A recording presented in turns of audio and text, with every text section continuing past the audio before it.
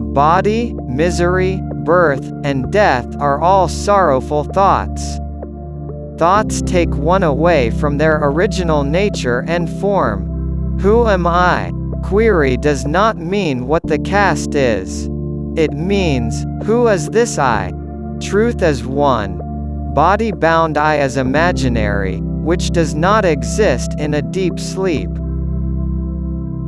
Who am I? Helps control the mind. The mind is projected as I, which is annihilated by inquiring. That, revealed as I, should be questioned. Who is this I? Which is more precise than who am I? This querying helps in introversion. Bhagavan says, question the nature of mind. Ask the mind, you have been with me since many births, and you are the reason for my misery. So, who are you? This questioning annihilates the mind. An annihilated mind experiences bliss. Who is this I? An inert body does not have the power to say I. Consciousness does not say I. The I takes birth in between the body and consciousness. Though one source is in the heart, it is searched for in the scriptures. One has to find the source of I in the heart. Guru and scriptures show us the way through their instructions. One should understand the same with awareness and start looking in the heart. Enquiry should happen internally as the source is inside. The world and scriptures are present externally. Bhagavan said, you say I do worship, chanting, and pilgrimage. Who is that I, doing worship, chanting, and pilgrimage? The true devotee keeps this I aside, to realize the truth. You cannot escape the rebirth and death cycle until you are associated with this false I. Body-bound I is present when one does worship, recitation, chanting, etc. All these bring tranquility and holiness to the mind. But realization does not dawn until the one who does all these is rectified. If the individual I is totally destroyed, residual truth is revealed as universal I, independent of time and body. Hence, realized souls find themselves timeless and bodiless. Bhagavan said, you imagine the imaginary I as real. Hence you are not doing sadhana to get rid of this I. As you feel, you will die after its destruction. You are trapping everyone, but not this I. Trap this I, inquire this I. The one who says I, does the sadhana, worship, recitation, and inquiry. All these are needed as long as the one saying I is present. Once it is destroyed, all these practices are not needed. Hence, finding the one who is doing all these sadhanas is needed. After waking from a deep sleep, the body-bound I, which is in the heart, starts moving towards the head and gets identified with the body, with the same speed as the sunlight reaching Earth at the break of dawn. Unless the identification with a particular body and name is stopped, one's despair does not end. The root thought comes out as anger, misery, birth, attachment, etc., and can be destroyed by internal changes but not by any outside actions. Bhagavan said, everything, that is, God, good and bad deeds, world, birth or death, exists for this root I. Without root I, everything exists as a part of oneself. Identify with ultimate truth the same way you identify with body and mind. This leads to truth realization. When watching a movie, problems at the house are forgotten. In the same way, when reciting, the mind is sublimed, hiding unrest and misery. The depression, unrest, misery, annoyance, etc., all are part of the prime thought, which is caused by the body-bound I. Until this body-bound I is rooted out completely, complete bliss cannot be experienced, though temporary peace may appear due to meditation. While in Arunachala, Surama asked Bhagavan to bless her with enlightenment. Bhagavan said, "Get rid of the I you are identified with. The remainder is enlightenment, bliss, and peace."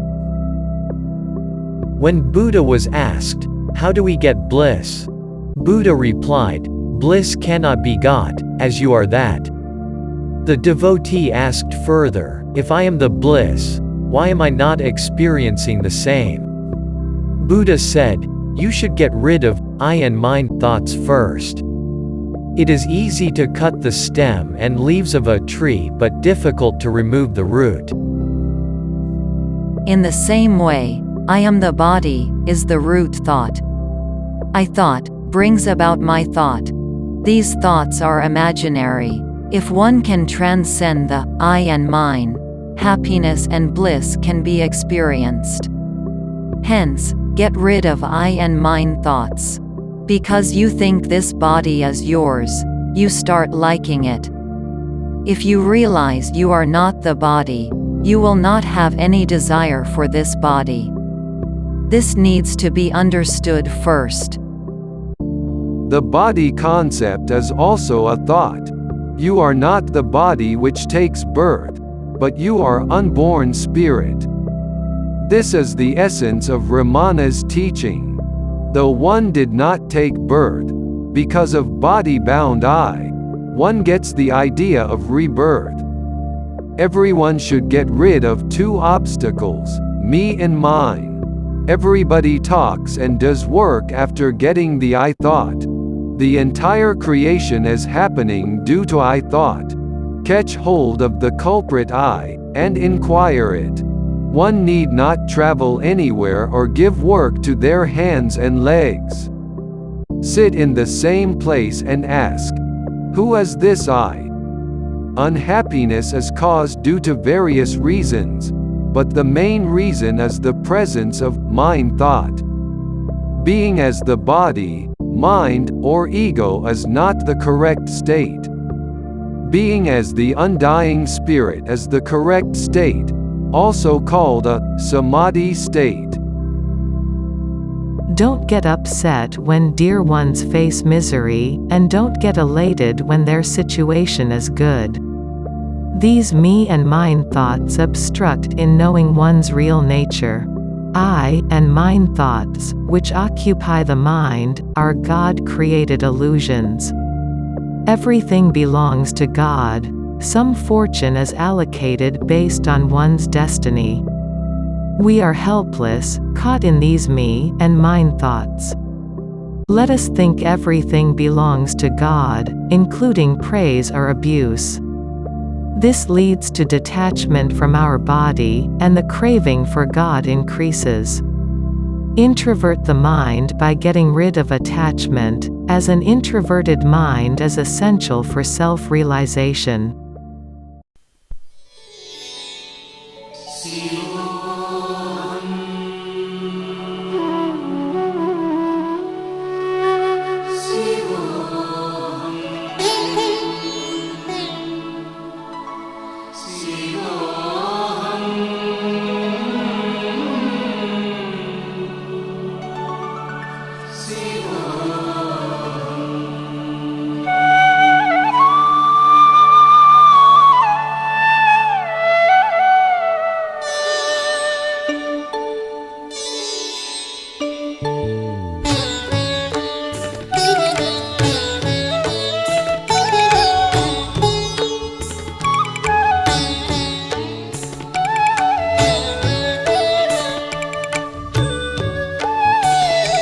मनोबुद्ध्यहङ्कारचित्तानि नाहं न च श्रोत्रजिह्वे न च घ्राणनेत्रे न च व्योम भूमिर्न तेजो न वायुः चिदानन्दरूप शिवोऽहं शिवोऽहं चिदानन्दरूप शिवोऽहं शिवोऽहम् शिवोऽहं शिवोऽहं शिवोऽहं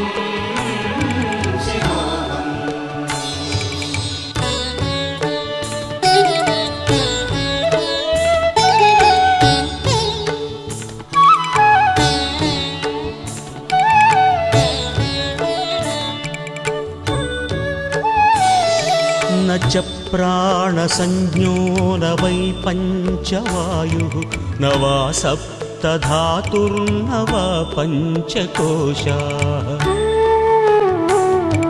न वाक्पाणिपादं न चोपस्थपायु चिदानन्दरूप शिवोऽहं शिवोऽहं चिदानन्दरूप शिवोऽहं शिवोऽहम्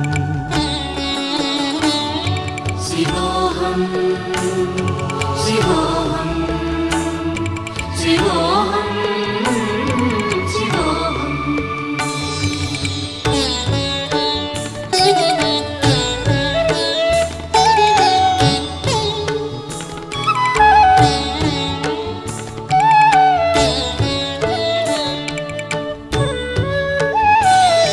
न मे द्वेषरागौ न मे लोभमोहौ मदो नैव मे नैव मात्सर्यभावः न धर्मो न चार्थो न कामो न मोक्षः चिदानन्दरूप शिवोऽहं शिवोऽहं चिदानन्दरूप शिवोऽहं शिवोऽहम्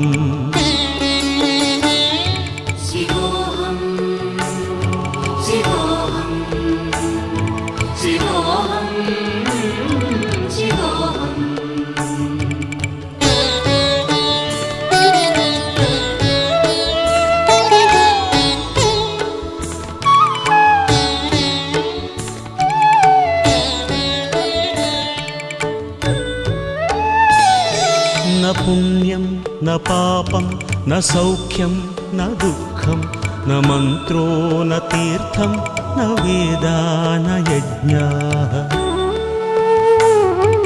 अहं भोजनं नैव भोज्यं न भोक्ता चिदानन्दरूप शिवोऽहं शिवोऽहं चिदानन्दरूप शिवोऽहं शिवोऽहम्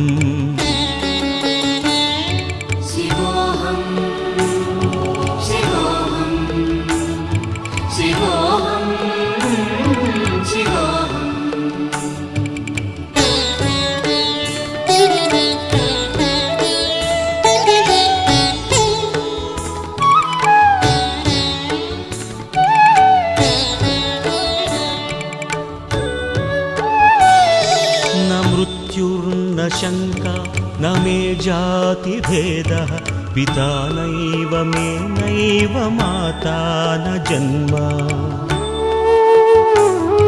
न बन्धुर्न मित्रं गुरुर्नैव शिष्यः चिदानन्दरूपः शिवोऽहं शिवोऽहं चिदानन्दरूपः शिवोऽहं शिवोऽहम्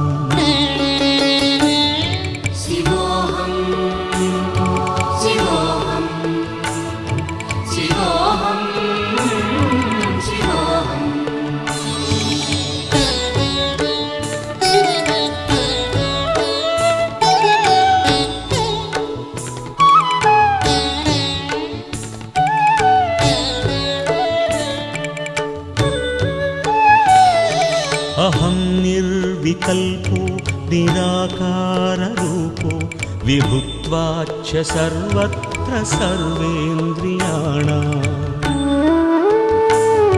न चासङ्गतं नैव मुक्तिर्न मेयः चिदानन्दरूपः शिवोऽहं शिवोऽहं चिदानन्दरूपः शिवोऽहं शिवोऽहम् शिवोऽहं शिवोऽहं शिवोऽहं